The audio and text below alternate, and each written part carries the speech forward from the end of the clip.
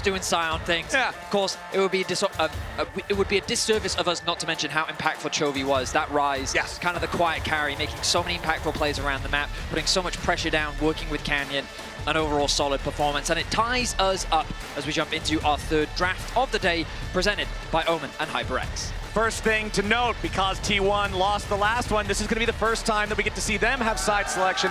They've chosen to swap over to the blue side. So that means these bans are going to switch up a little bit, but only in terms of who's banning them. All of these champions have been banned already in the first half of the series. Back in game number 1, GENG on blue banned both Victor and Nico. T1's doing the same thing here. Back in game 1, it was Pantheon and Varus banned by T1 on the red side. GENG doing the same thing this time, as Cassante will be T1's final ban in the first half. I don't know if that was Keen Sante. Keen It's Sante. going to be banned my away. apologies. Yeah, the one and only. I mean, that man is an absolute monster on this champ. And T1 do not want to deal with it here in game 3.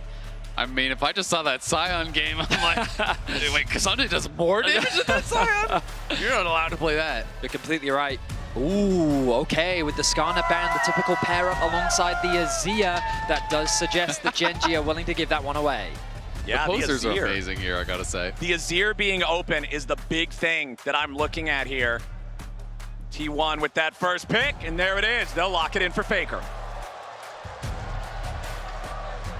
The Emperor of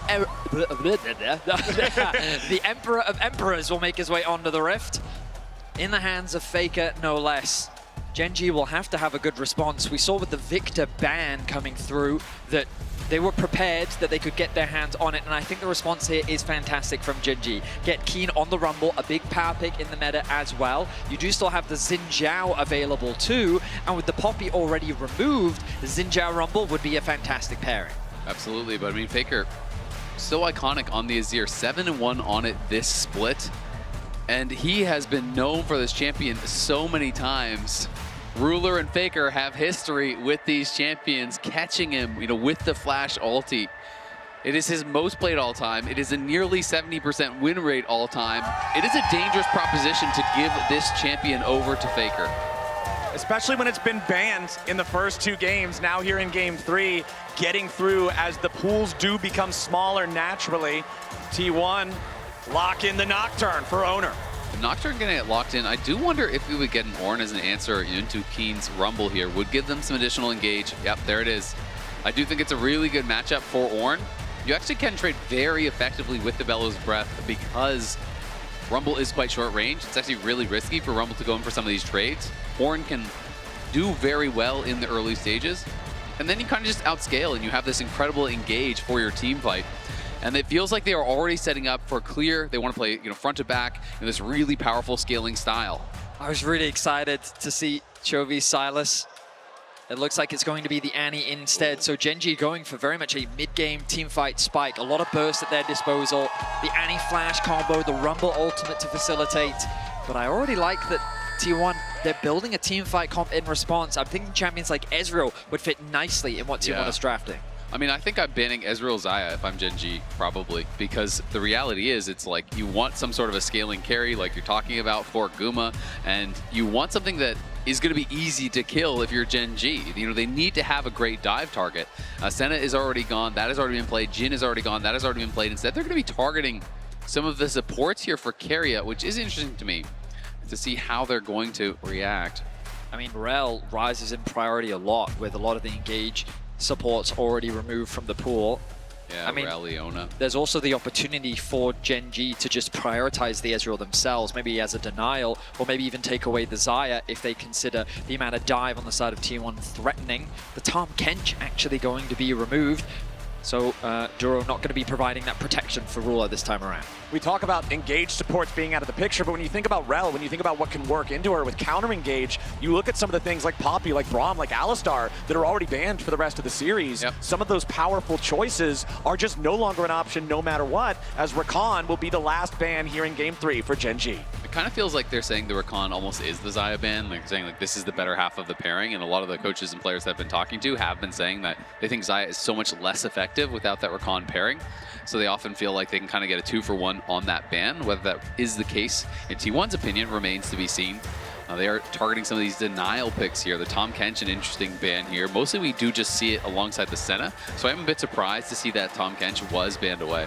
They might be wary of something like a Jinx, because that's the other pairing that we've sometimes seen on the bot side of the map for Ruler.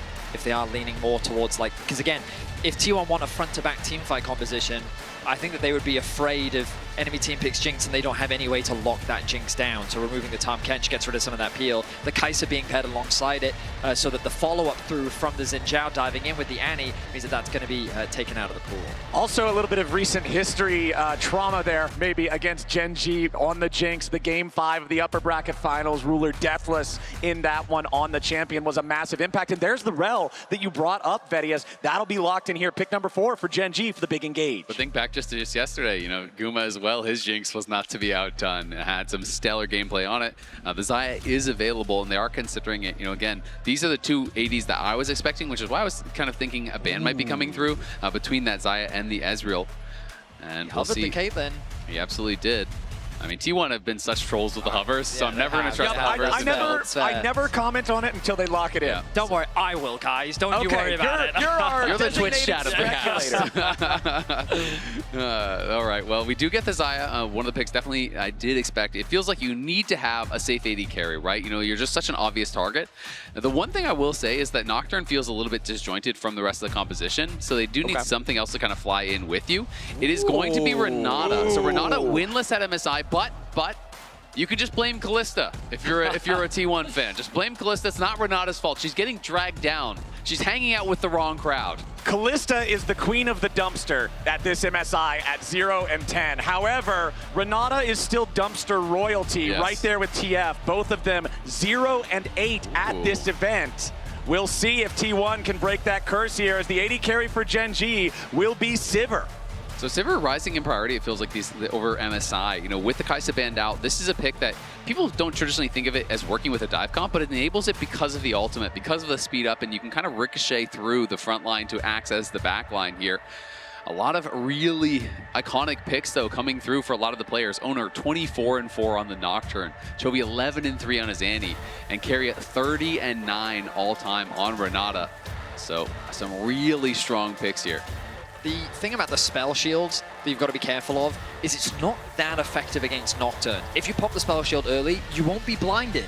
That's not going to stop Nocturne from flying onto your face. It's a two-part spell. Ideally, you want to be saving that for things like the Shurima Shuffle, potentially the Renata ultimate, potentially the Ornn ultimate. But you can see that as the list goes on, there's quite a few things that you need to be cautious of. And as a champion, while she does get that movement speed from an ultimate, she's not going to get a lot of peel. And this ultimately becomes the big point of concern for GENG. There is a lot of backline threat with Ornn and Nocturne and a Renata there to support them. So we'll see how these teamfights play out, because it's going to be explosive. It really is. And honestly, I love T1's comp minus the jungle pick. I just think the jungle pick feels like it's so disjointed from the rest. There is no big carry to dive in with you. So I do worry that as the game progresses, Nocturne goes in on the Sivir, and then you're going to hit a point where all of a sudden you just don't have enough damage to actually solo out these AD carries. Then the Nocturne's job becomes a little bit confusing. It's kind of like, what is your role here?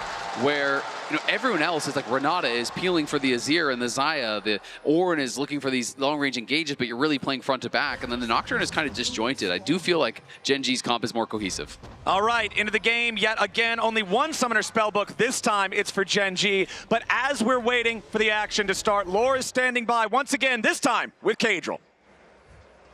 Thank you, guys. I have the Rat King here. Okay, what do you think of the series so far? It's amazing. I really hope we get 5 games. The crowd's insane. The games are insane. This is perfect. Okay, but important question here. What do you think is stronger, T1 plot armor or the 08 Renata? I mean, T1 plot armor, but they need to go really late game to win this, I think. All right, let's see how this one goes. Thank you so much, Kajol. Over to you guys.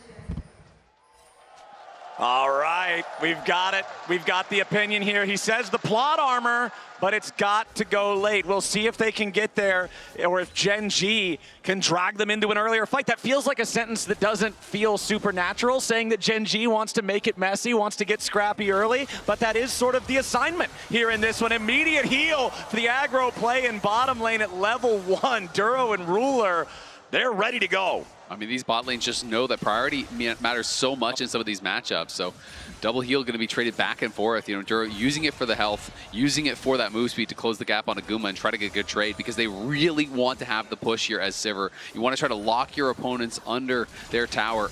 Otherwise, you are just going to be getting constantly poked out here by this Renata. Even the barrier spent that early just for one auto attack. My goodness. Rula wanting to stay healthy. The level 2 secured. The stun will connect.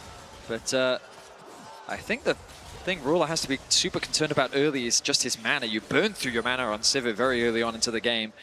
If you're going to use all of it to focus on trading, then you're going to limit a lot of the wave clear options that you have. Kumiyushi falling behind in terms of health, but the pots are now gone for the AD carries. And keep track of the junglers. Both of them heading that way, doing that full clear from the top side towards bot. And I feel like the big point of contention is going to be this bot lane 2 versus 2. Absolutely all right. is. 300 HP on both of our AD carries as the auto attacks keep flying back and forth. The junglers both collecting their second buffs, but it is Gumayushi and Keria getting the better trade. Flash from Duro, but he's still caught. First blood, 2v2, Keria and Guma. He flashes out, but the feather pull from Guma roots him up, so he's locked down even after the flash. And Guma just flashes to follow. This 2v2 was so spicy right from the word go. And it is T1 coming out on top. A nice advantage gained for T1 and a punish of Duro's positioning in the lane. He thought that he was safe, but great patience demonstrated by Keria to bring him back into the arms of his AD carry as they secure a kill. Guma did lose his flash in the exchange, but I think T1's going to be pretty happy with that. Yeah, you can see, you know, Duro just using the crash down for the shield, but once the handshake connects, his flash as he gets out of the CC is just a split second too late because he was still locked up. The feather pull route is there. Guma for the flash follow gets the kill, and that is a nice early advantage here for T1, who do have a very strong scaling comp. You can see the frustration on the staff from GENG there, knowing that could have some pretty big knock-on effects for the rest of the game. But I want to talk a bit about Chovy and Faker. Both of these guys have been so pivotal in the wins for their teams. Faker, incredible in the Orianna Game 1. Chovy, incredible in the Rise Game 2. Chovy had this quote back in 2023 in August, talking about how he knows how to play against Faker. We might have a gank here, it doesn't look like it. And then after this quote to me is important because of the excellence he has displayed against Faker since then. His record against Faker since this quote has been nothing short of stellar. It is incredible. Nearly a 90% win rate in domestic best ofs. Game score 77%. International though, Faker still, you know, having that success here. It is dead even after that last series. And it's just so impressive to see Chovy's growth and how dominant he has been as an individual, even against the likes of Faker, the undisputed greatest player of all time. Right, you think of Faker and of T1, and you think of this is the best, the winningest League of Legends team to ever exist in the history of LoL esports. And GENG really are the team that consistently rivals them, that consistently challenges them, that domestically often gets the better of them, but then internationally it is a war so often. I mean, honestly, it is a crazy flex to say, yeah, I've played enough against Faker as he might be, oh, he's in some trouble, Owner's here to cover. It is a crazy flex to say, yeah, I've played enough against Faker, I know how to play against him, and then just casually drop, you know, 90% win rate in regional series. I mean, isn't that the beauty of a rivalry? Having the confidence to understand your opponent and learn through the years to become better. And as you rightly said, domestic versus international, very different tales. What's crazy to me is the head-to-head record now, I think, is still 62-62 all time because the series is 1-1. Having a casual best of 127 between the two mid laners. Yes. It's going to be decided here today. And I expect these two mid laners to meet many times more in the future. For now, though, it's T1 with the lead. They will secure the first dragon of the game. We will see Canyon in a position... No, he's just going to drop a ward and realizes that there is no fight here. Chovy has to go back to base. Duro's got to be careful. Yeah, Duro caught with a handshake there, but a nice shattering strike ready to respond. Canyon joining up with his bot lane duo, but there's just no way for them to close the gap in time and get anything after that. Free Drake, T1. Honestly, the damage was good enough by Rula that I thought that there was an engage option for Duro. Instead, they choose to take the more risk-averse approach. They will allow T1 to walk away. Canyon going to clear out some vision around the mid lane.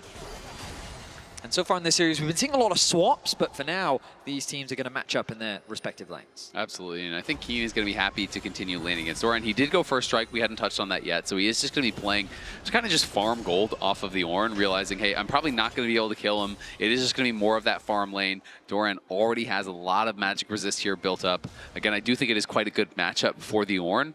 One of the rare tanks that can kind of match that pressure that Rumble can put out in the early stages. But Keen with, I think, a smart adaptation, just trying to get to those faster item spikes thanks to the first strike. And I think that Keen has been the better top laner, surely, so far in the first 2 games. Remember that this is Doran's first international appearance. In game number 1, Keen controlled the lane early, but as T1 won more team fights, it was, right, exactly, first finals, excuse me. But Keen controlled the game early, the lane early in game number 1, and then he wasn't able to find the impact as his team fell behind in the team fights. In game number 2, Doran's Camille never accomplished the goal that he was drafted for, while Keen became the raid boss on the Scion, just creating this massive difference in presence in the games. Now Keen off to another laning phase where he has that slight gold lead. Doran, however, staying even in farm early on this one, which is an improvement from games 1 and 2. Well, well, well, gentlemen, look what time it is. 8 minutes in, and it's grub o'clock. Ruler already making his way to mid lane. Faker looking to get the push out. AD carry top for T1, which means that T1 will have better positioning, but Duro and Chovy cutting off the route for Carry, who just ticked over to level 6. That could very well be the level difference.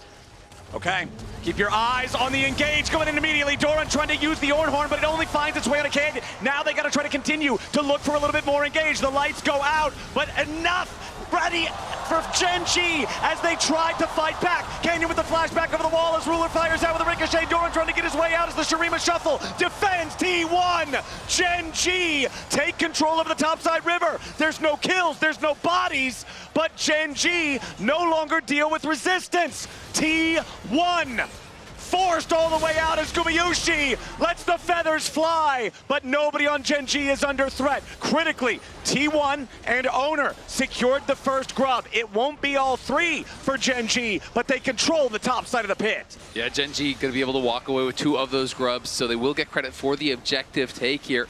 Chovy critically got a ton of damage down early. We can see the equalizer used on Guma on the top side, but Chovy on the other side finds Faker as he tries to enter right here.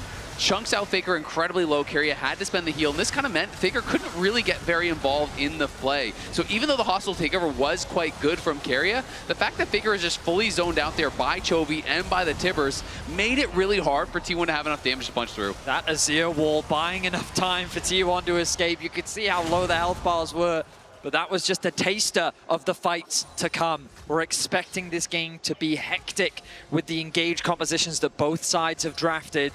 But still, 1-0 the scoreline for now.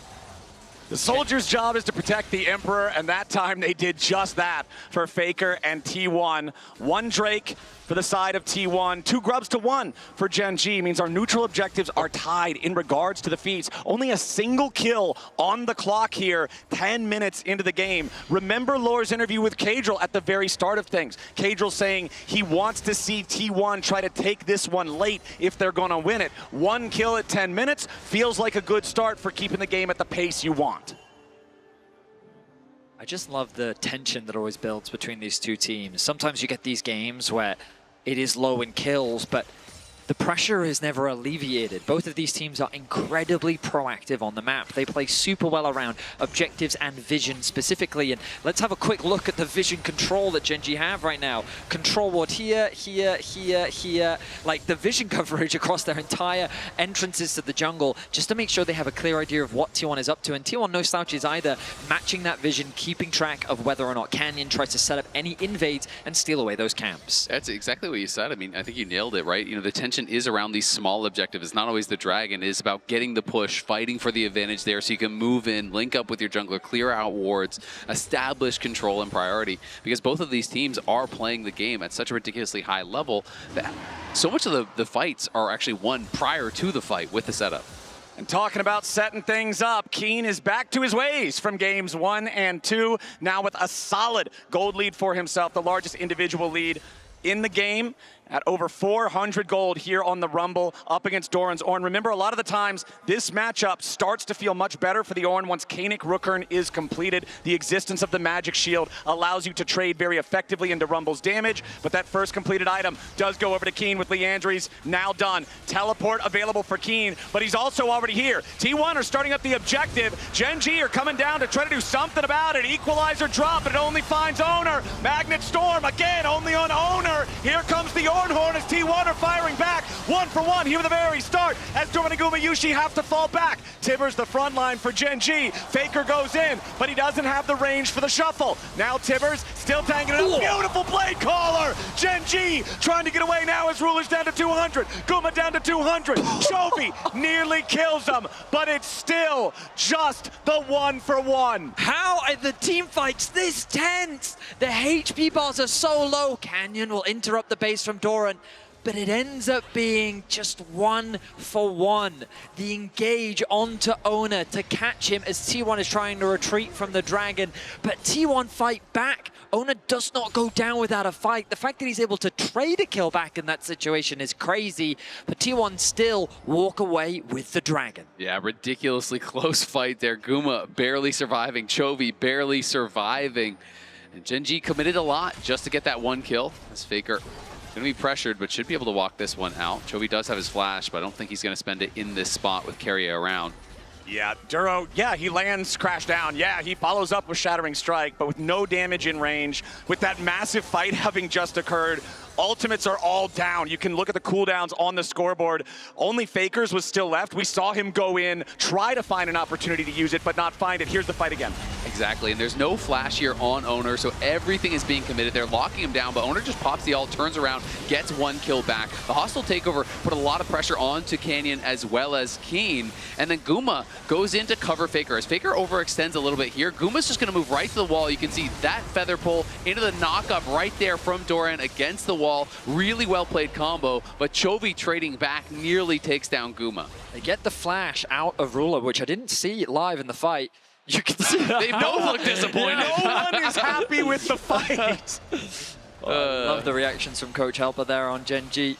Keria going to be interrupted on the recall, but my goodness, I mean, it feels like we're just waiting for that one fight to break the game open because it's so back and forth right now. It can really swing either way, and the Herald 50 seconds away could very well be the objective that breaks this game open. That coach reaction was the opposite of what you talked about earlier, Isaac, with everybody feeling good about winning the draft. That time they both felt bad about not winning the fight, even though it's just that 1 for 1. Faker there, once again, the target of GENG. But I feel like throughout his career, one thing that has made Faker stand apart from all of the other players, from all of the other highest ranking mid laners, he's so good at absorbing pressure. Yeah. He's so good at providing threat while also not putting himself in a spot to be punished. I mean, it sounds like an oversimplification, but he just knows how to win, right? Like, he knows where to be. He knows what to do. He knows what he can give up and when he cannot. He knows exactly how to play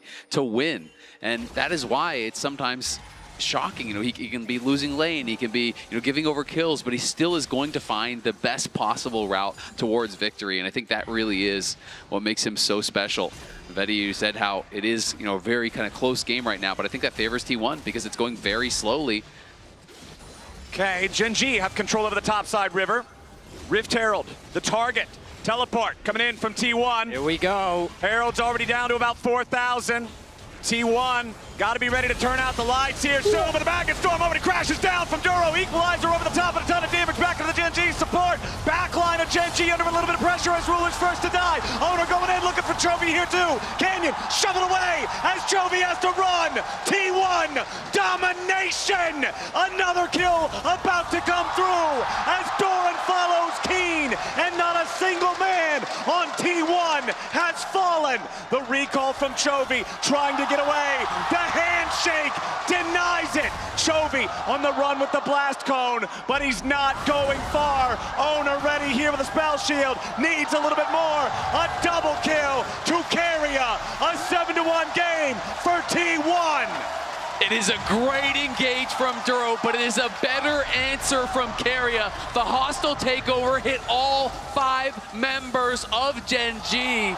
And that completely changed the course of the fight, completely changed the course of the game. We have to watch this one more time. Duro finds T1 as they're stacking up. You think this is going to be the incredible engage, but watch Carrier here. Hostile takeover comes out.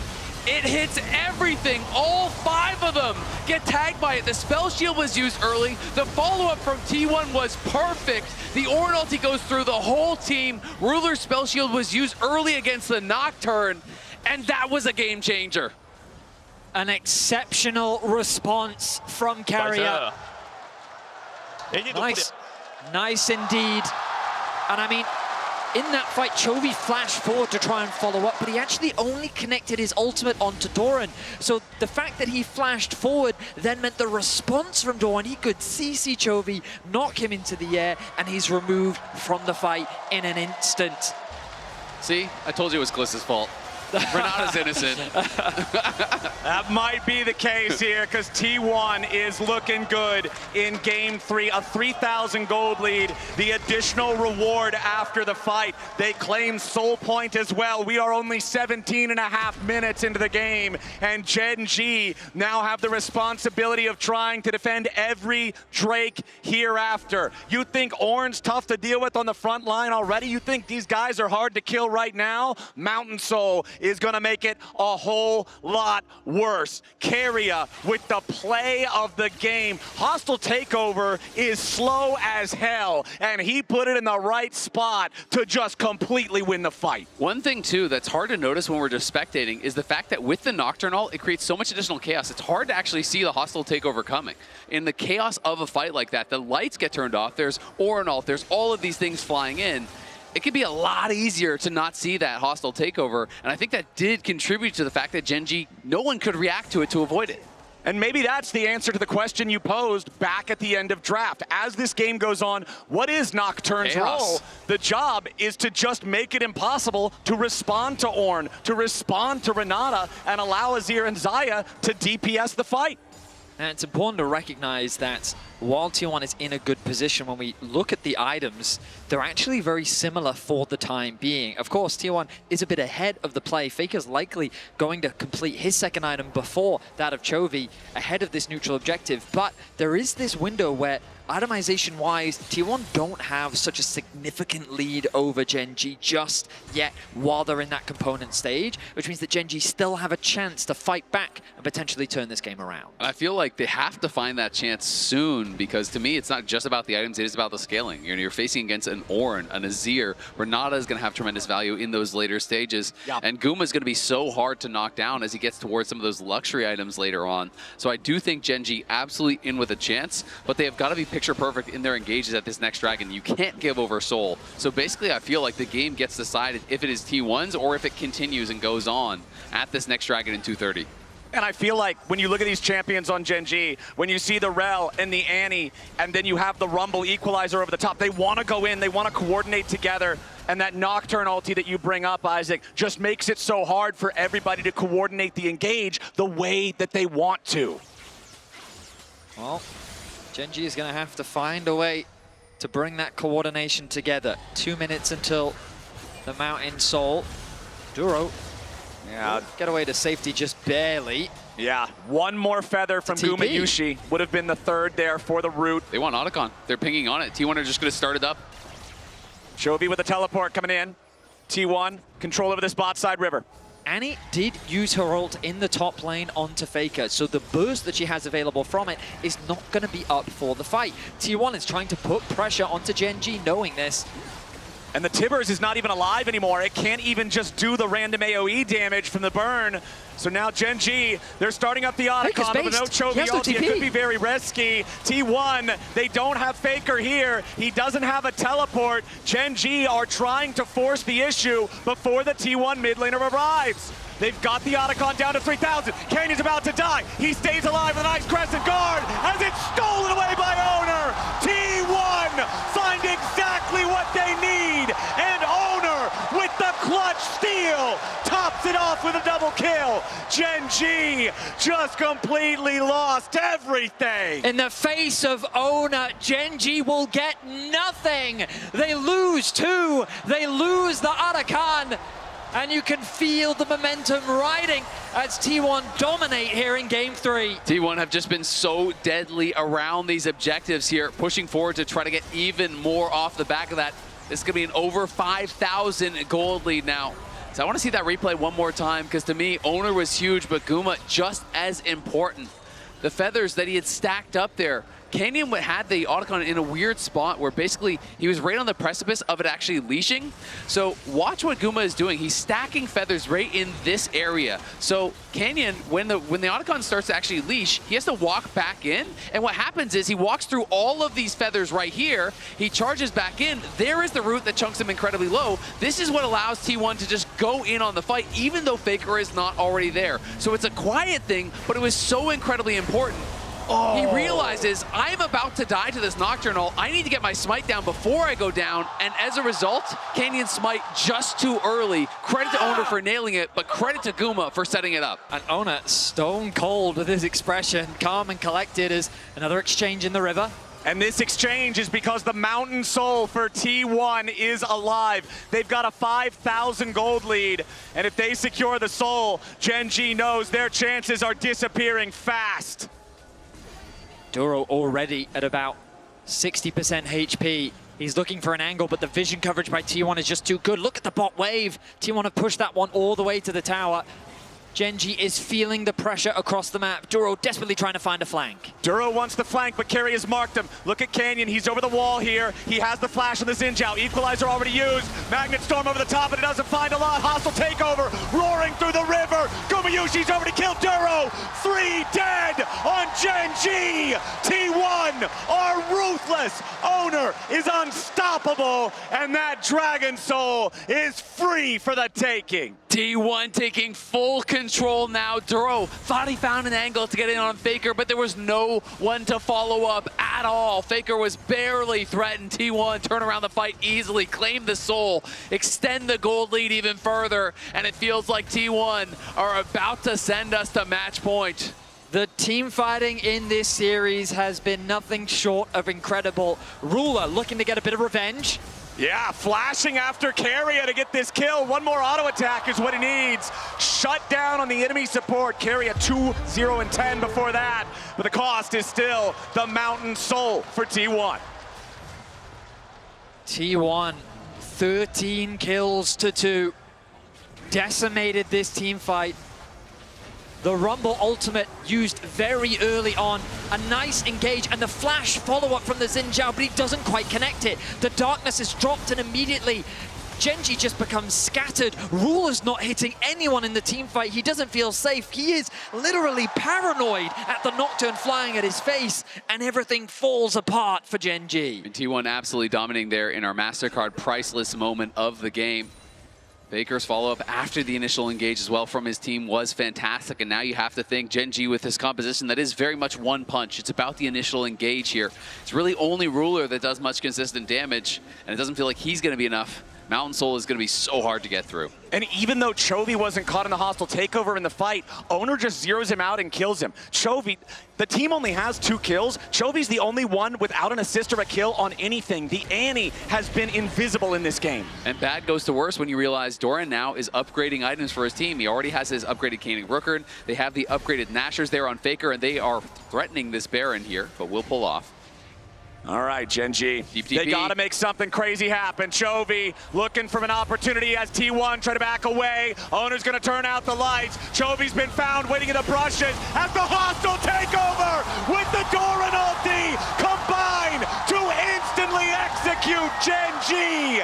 T1 with a quadra kill for Gumayushi. He wants the GENG penta. thought they had a plan, and T1 deny it. Exquisite execution from T1 as they dismantle Chovy's attempt for a flank.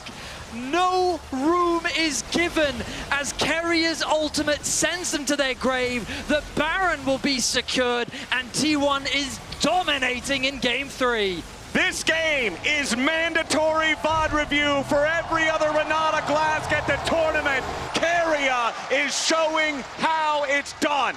He has been a massive difference maker here for T1. The positioning has been fantastic from him in every single fight. GENG, they It's realize we beautiful. have got to send it, but look at this, over the wall, plus the Nocturnal has the lights turned off. He is out of vision. The positioning is perfect from Keria. That is why this guy has won as much as he has. Faker now in trouble. Yeah, Faker's been caught out, tries to use Emperor's Divide to make himself enough space for his team to show up, and yes, he does. Now Owner enters into the paranoia. His target is Keen. Keria ready to follow up here, goes for the handshake, finds the enemy top laner. Faker's on a killing spree, and Ruler tries to run. Owner's in hot pursuit, and the Fear Tether doesn't have the range to proc just yet. Ruler's the target, Gumayushi's the killer, and Faker cashes in. A double kill for the Azir as T1 break into the base. There is a cost for attacking the Emperor himself, and GENG have been forced to pay it. The Nexus is in their eyes. T1 with a 5v3. First Nexus turret the target. Hostile takeover zones GENG away. T1 19-2. 13,000 gold ahead. All they need is a minion wave. They've got it here at the Nexus. Duro's next to die, and Chobi's Annie is about to follow. T1 in the strongest performance thus far are at match point. Incredible performance here from T1. The Nocturne combo with Renata did go crazy. I talked about the execution. I didn't see that angle, but they made it look incredible. The only execution that game was the execution of GENG.